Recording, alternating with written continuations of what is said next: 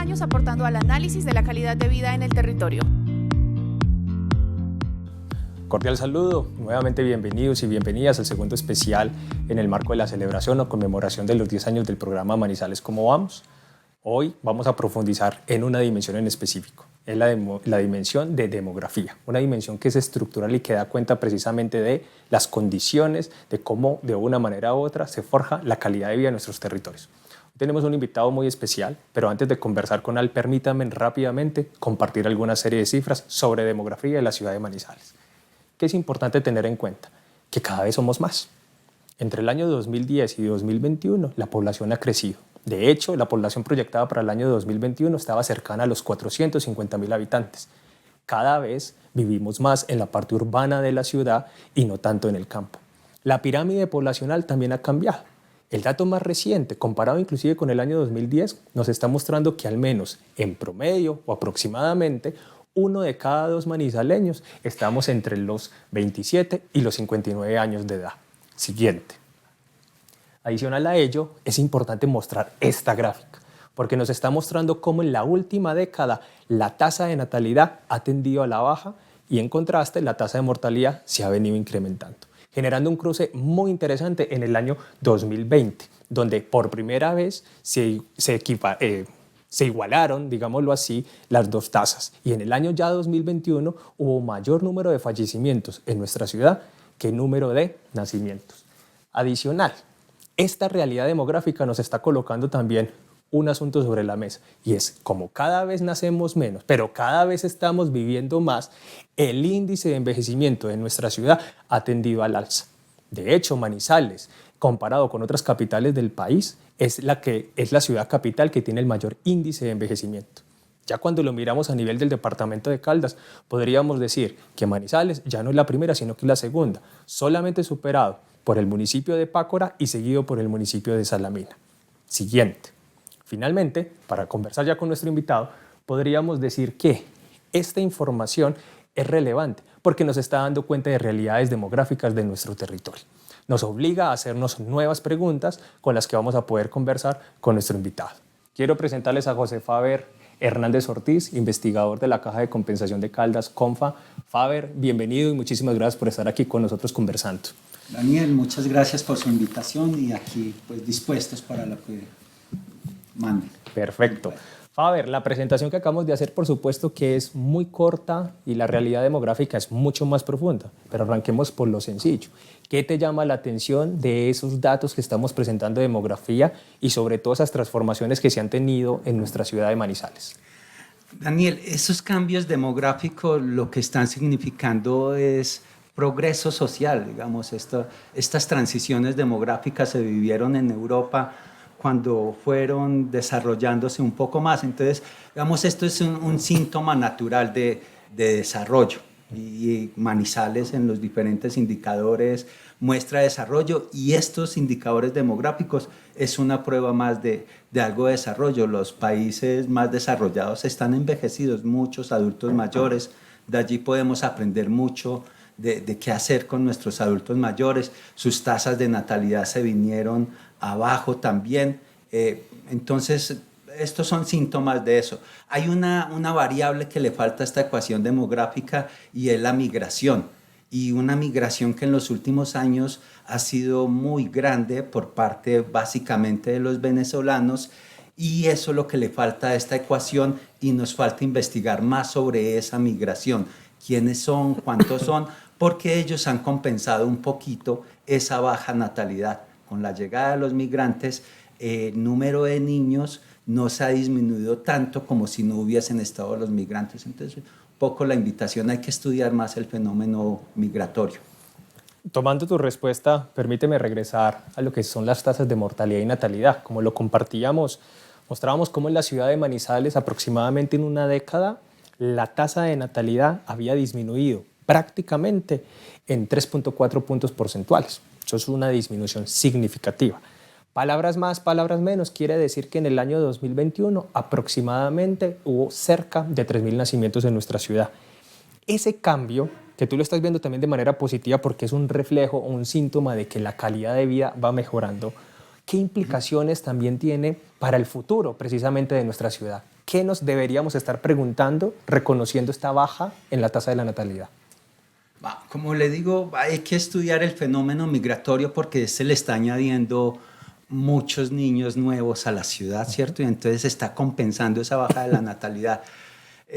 No obstante, sí, mire, en los últimos 11, 12 años, esa baja de la natalidad implica que hoy día nacen alrededor de 1.000 niños menos que hace unos 10 años, más o menos. Entonces, ¿eso qué significa? 1.000 niños menos en el sistema educativo, ¿cierto? El sistema educativo está recibiendo menos dineros por cobertura, pero le está sobrando además dineros que puede estar invirtiendo mucho en la calidad. Entonces, eso también está significando que proporcionalmente se necesita menos inversión a estas edades y esas inversiones se tendrían que ir a los adultos mayores, ¿cierto? Entonces, estos cambios lo que implica también son cambios en el acento en las políticas públicas. Hay que fijarse más en adultos mayores. No es que nos fijemos menos en primera infancia, pero lo que implica es que si vamos teniendo menos primera infancia, pues habrá menos recursos destinados un poco allí o sobran más recursos que uno puede dedicar a mejorar la atención en la primera infancia. Un poco eso. Y bueno, eso hablando de los nacimientos, porque esto lo que usted mostraba ahora es cuando se llega a estos niveles de envejecimiento como los que estamos teniendo ahora, empiezan a surgir otro tipo de preguntas con el envejecimiento. La población adulta mayor económicamente es poco activa.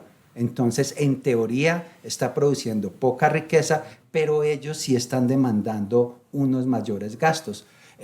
Digamos, esto se compensa con las pensiones, pero el problema en Colombia es que como pocos se pensionan, 1 de cada 3 más o menos adultos mayores pueden acceder a una pensión. ¿Qué pasa con esos 2 de cada 3? ¿Sí? Ellos están acudiendo a ayudas familiares, ayudas del Estado, pero ¿cómo vamos a hacer para atenderlos si cada vez son mayores? Eso es un reto en términos de política, aunque también es una gran oportunidad, porque como grupo y como segmento son poseedores de riqueza y tienen unas necesidades especiales y como tienen riqueza tienen poder de consumo.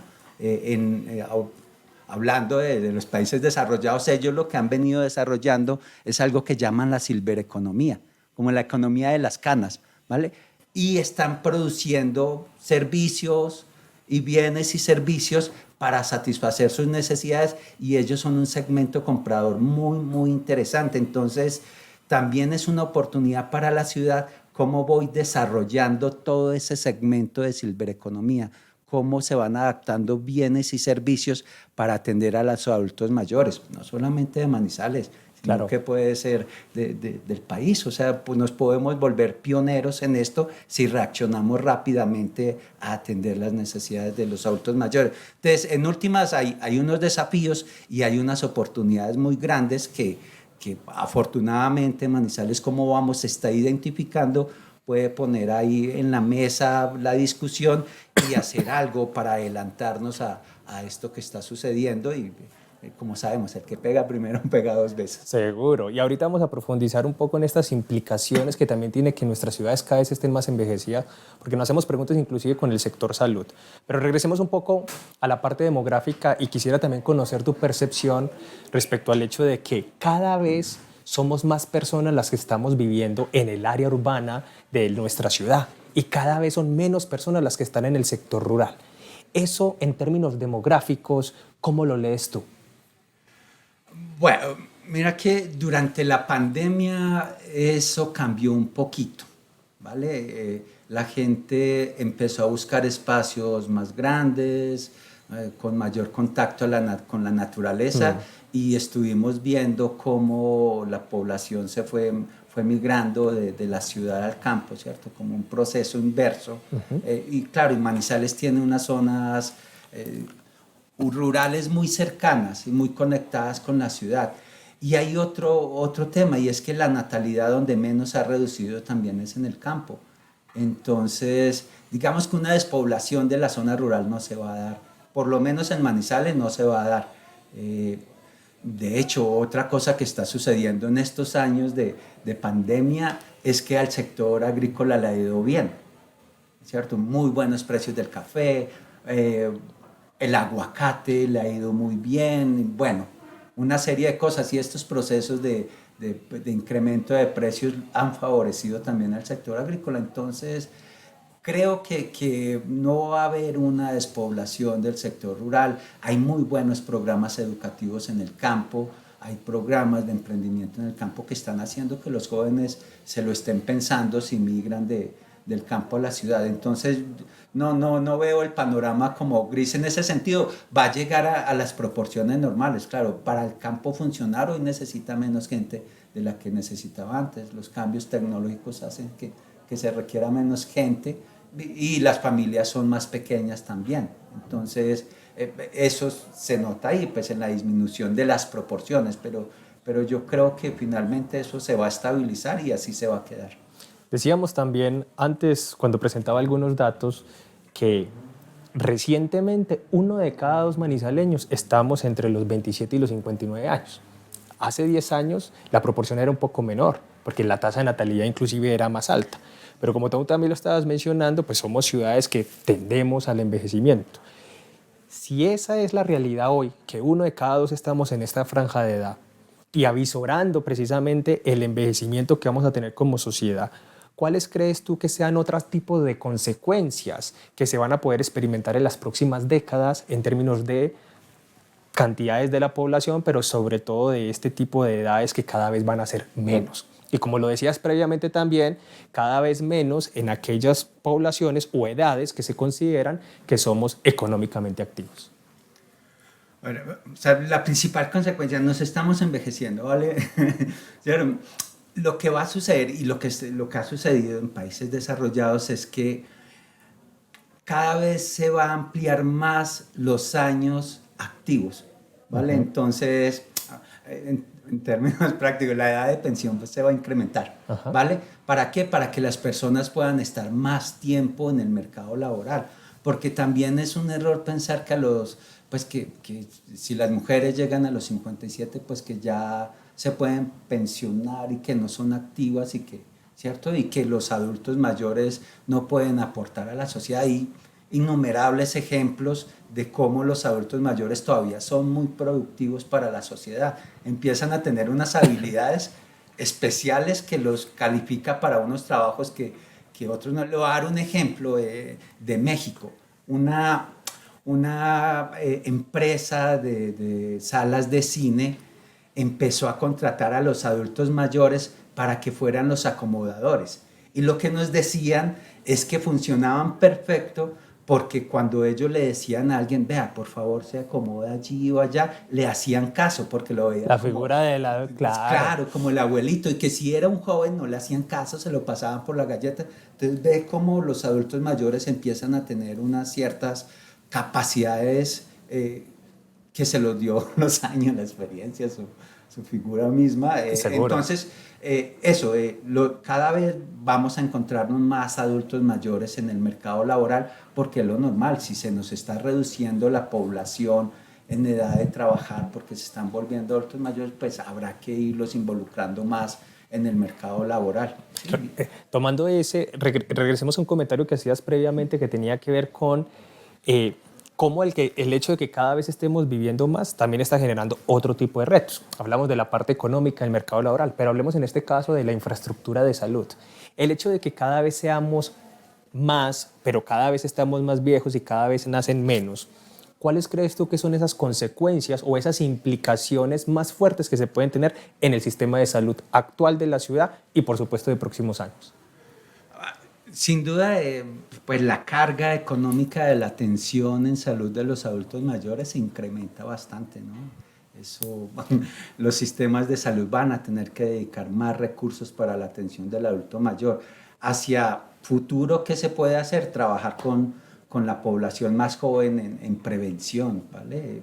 Por ejemplo, nosotros sabemos, pues las tasas de mortalidad más altas se dan básicamente en los adultos mayores, ¿cierto? Ahí es donde está concentrada las muertes en la ciudad.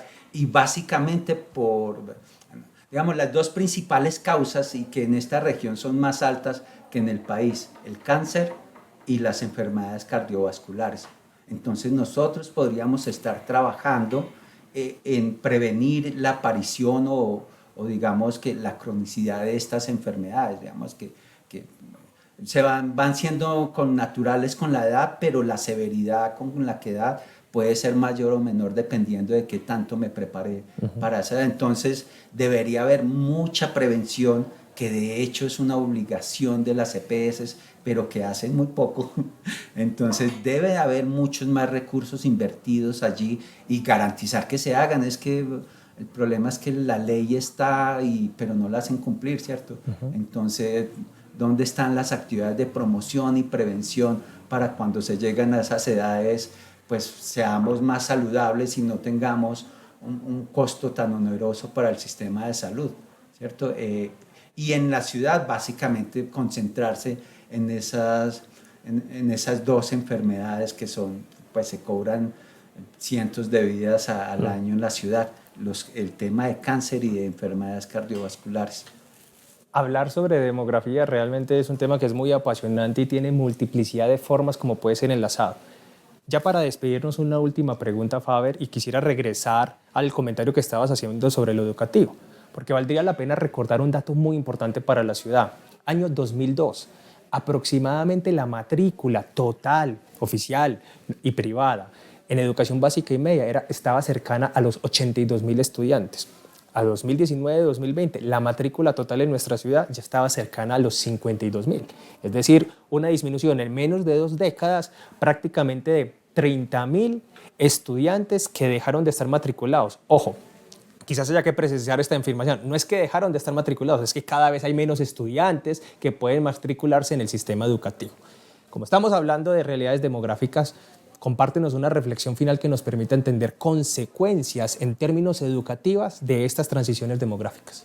Vale, en el tema educativo, esos 30.000, piénselo, 25 por aulas, ¿cuántas aulas son? ¿Cuántos colegios son? ¿Cierto? ¿Cuántos colegios privados han desaparecido?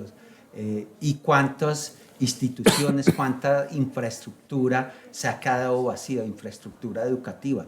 La ciudad tiene que pensar qué va a hacer con esa infraestructura educativa que le empieza a sobrar. Hay unos casos muy lamentables de desidia oficial y yo creo que también de desidia de la ciudadanía de haber dejado caer ese monumento histórico que era el Colegio La Ginger, ¿sí? Lo dejaron caer de pura desidia y eso puede estar ocurriendo con muchas otras instituciones. Entonces a mí se me hace un poco un contrasentido de que nosotros estemos pensando en construir megacolegios y en construir más infraestructura educativa cuando cada vez tenemos menos estudiantes, ¿cierto? Las coberturas son muy altas y son muy buenas y cada vez hay menos estudiantes porque naturalmente si hay menos nacimientos hay menos estudiantes.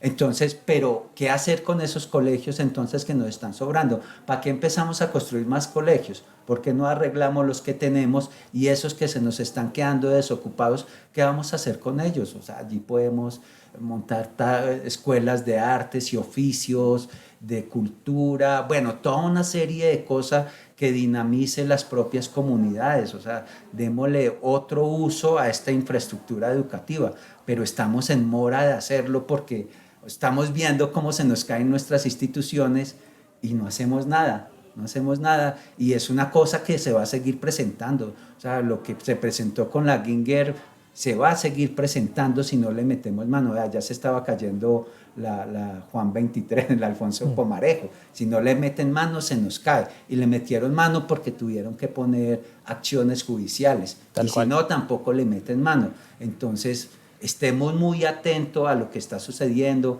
las aulas que nos están quedando vacíos, los colegios que nos están quedando vacíos y armémonos un plan de qué vamos a hacer con toda esa infraestructura. Tenemos que aprovecharla. Entonces, si nos faltan niños y nos sobran adultos mayores, pues atendamos entonces a adultos mayores pues, en esas instituciones educativas que se nos quedan vacías. Una de tantas cosas, pero las cosas que se pueden hacer son muchísimas y ideas, usted va y le pregunta a la gente y le surgen cualquier cantidad de ideas. Eso, pues, solo falta voluntad, diría yo. José Faber Hernández Ortiz, investigador de CONFA, muchísimas gracias por haber estado con nosotros y a ustedes, por supuesto, síganos acompañando en estos especiales. Este fue sobre demografía, el próximo será sobre pobreza y tenemos un invitado también muy especial.